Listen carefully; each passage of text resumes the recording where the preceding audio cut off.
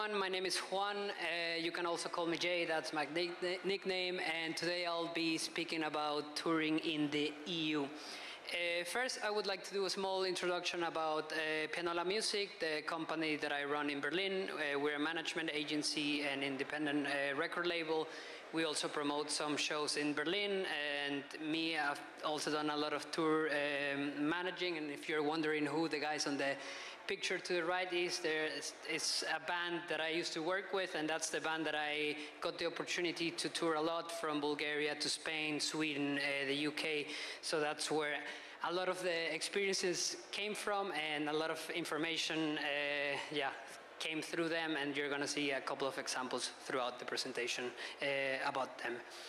First, I would like to talk about some key points in the European market. I think it's worth highlighting that Europe has different cultures, different languages, so with so many different countries, it offers a very diverse music scene. Then with a diverse music scene, there's also different tastes. For example, in Spain, you know, the rise of Latin music, reggaeton, has become quite big. In Scandinavian countries, the pop is rising, so it's very important to keep in mind what kind of genres are working in different countries. And that being said, that leads to point number 3, which is staying on top of these dynamic trends can be very helpful, especially if you're working on a niche genre.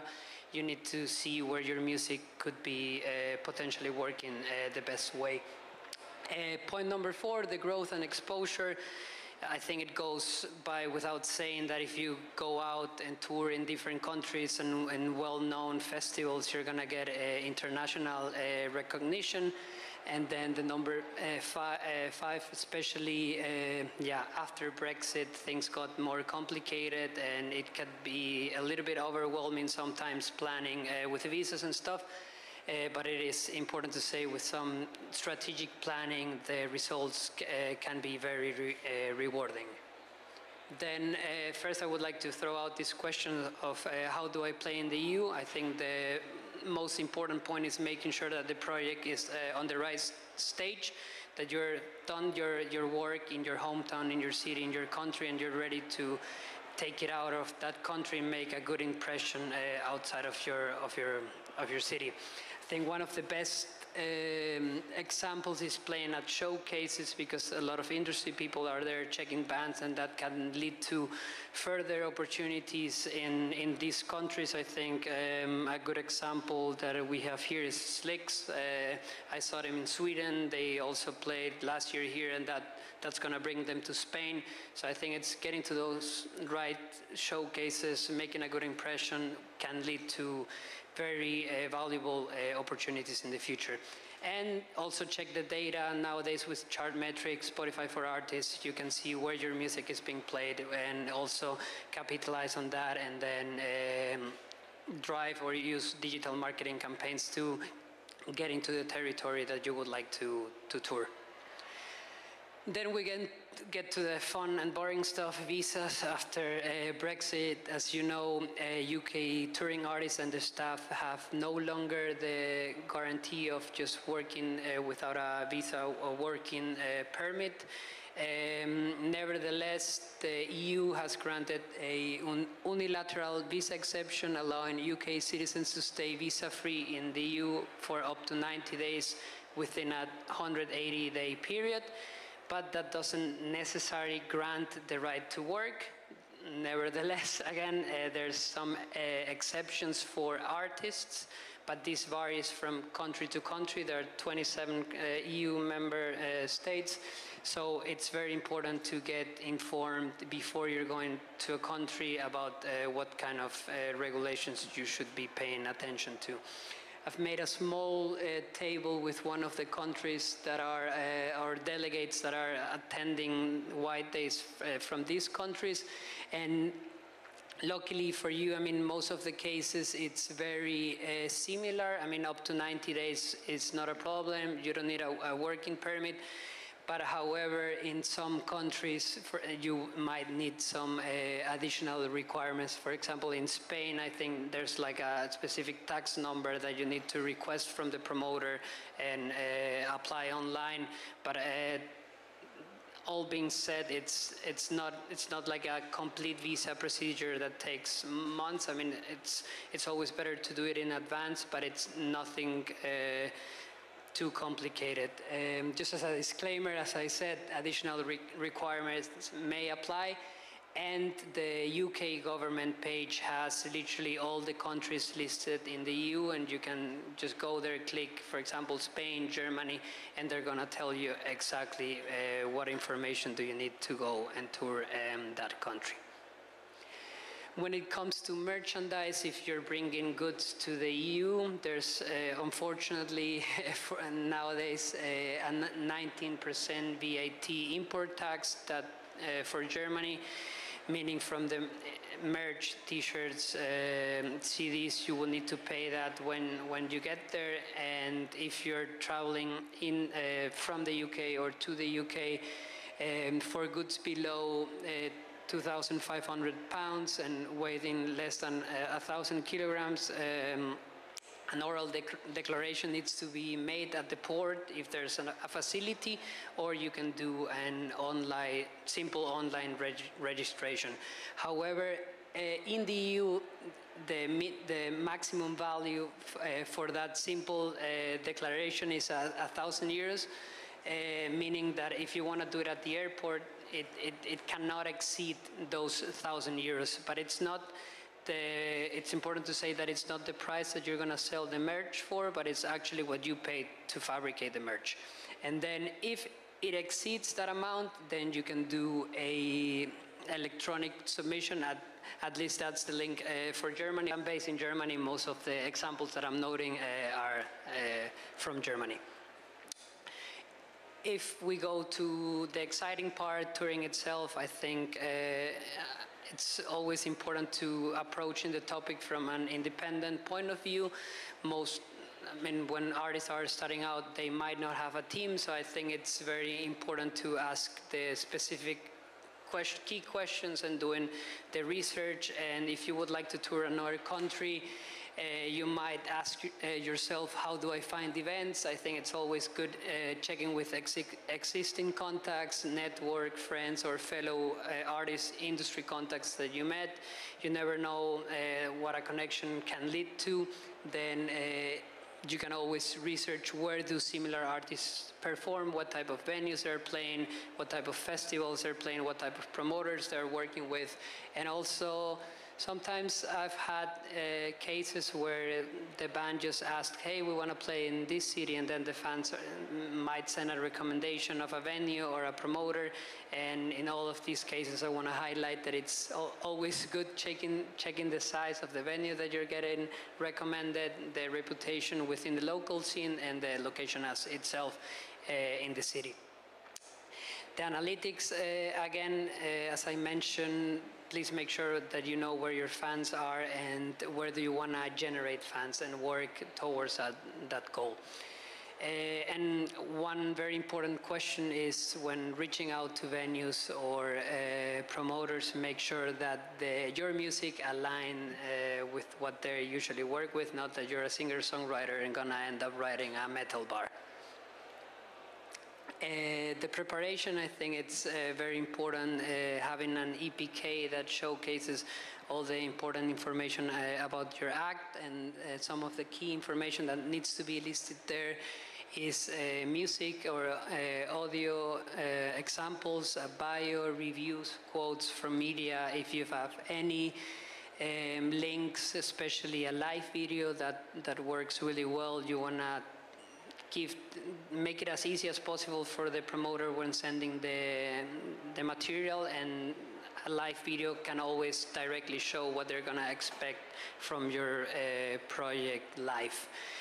These are just a couple of examples. As you can see, on top of it is just a small bio, then we have a live video, some of the highlights, achievements, and then also listing key points about what's coming next. When it comes to the contact itself, it's always important to creating an email template, and I always suggest not making it too short or too long, and please don't copy the whole EPK because they're going to check it anyways. As to the body text, try to make it as personal as possible. Explain why do you want to play there, what type of festival, why are you a good match, is there a personal connection maybe from other artists or from friends, from contacts. Please do not attach MP3s. Most of those emails go to spam. Rather send a link to a website. And yeah, it's very important to put yourself in the role of the booker, of the promoter. They're getting 1,000 of emails daily, so don't get disappointed if you don't get a reply. You can always follow up, be gentle with the follow-ups, but yeah, try to make their lives as easy as possible.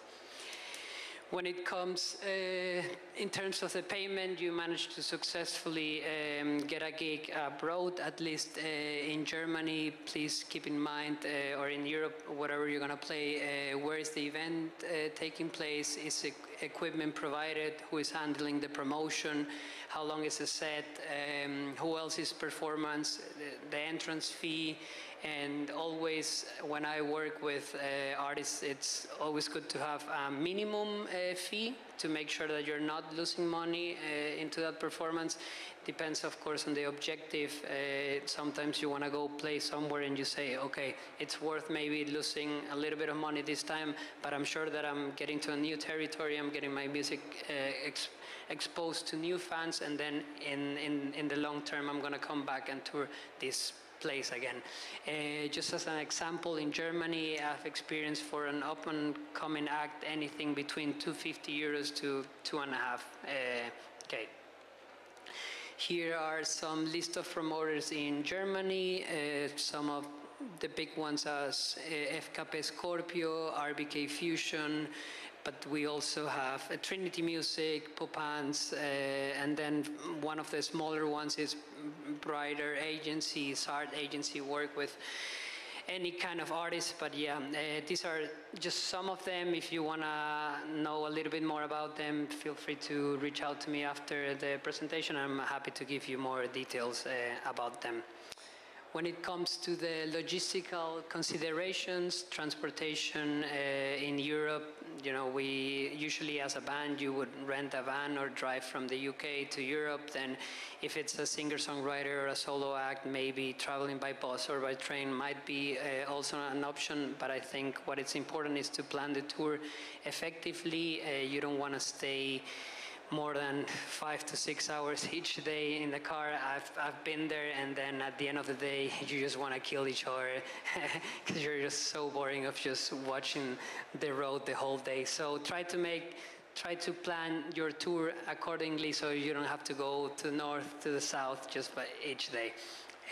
As a very good tool in Germany is this Spritkostenrechner, which means just like gas estimation calculator. So if you're traveling from Berlin to Hamburg, you literally put the two cities and they have the updated gas prices, so you can already calculate how much that trip is going to cost. And then it's also important that sometimes venues have accommodation in-house, or they have discounted rates at partner hostels or hotels. Insurance is always good against robbery and against damage to third halves, because you never know what can happen on the road. When it comes to the networking and promotion, as I said, Europe has very different countries, different cultures, so I think it's very important to adapt to the country that you're touring with. I always like to compare Spain and Germany. I think Spain is way more relaxed. People are like a little bit more friendly in a way, but then in Germany sometimes we can be perceived as cold. Well, I'm not from Germany, but I've been living there, so I know exactly the difference. So try to behave correctly, and from an artist point of view, always try to be as professional as possible, because promoters, venues, they really appreciate that. And then if you're a good band, you left a good impression, they're more likely to have you back in the future. Connect with other artists, especially if you want to tour a new territory. It's always good to get a local support act that you know there is going to bring value to to the show, that they're gonna bring fans, and that's gonna make the whole night more exciting. And then I've had cases from a local support act that we ended up organizing tours together in the future. So yeah, just be open for serendipity. You never know who you're gonna connect with. Last but not least, the social media and online platforms. I mean, nowadays, whatever you're going on the road, you can also, apart from the organic content that you're creating and all the platforms, social media advertisement is always good to generate hype in the country that you would like to tour. And online platforms such as Songkick and Bands in Town, wherever you're playing, please register your gigs there, because there are always people checking the platforms looking for show suggestions. This is my last slide. These are some helpful resources. I have to say, when I was making this presentation, I realized that I was only handling the other way around, like usually care about the requirements from bringing European acts to the UK. So it was a good homework. And then there's this Germany company offering free consultation for UK-based artists wishing to tour the EU and vice versa. So you can reach out to them. It's completely free, and they will answer any questions you have about your upcoming tour. The Musicians Union, they also have a lot of information about it. I think there's a membership attached to it. It's not completely free, but you can always check it out. And the same with Independent Society of Musicians. Well, thank you very much for paying attention. If you have any questions, I don't know if we have enough time, but it seems like not. It was really hard to put everything into 15 minutes, but I hope you liked it, and then you can always chat to me. I'll be around. So yeah, thank you.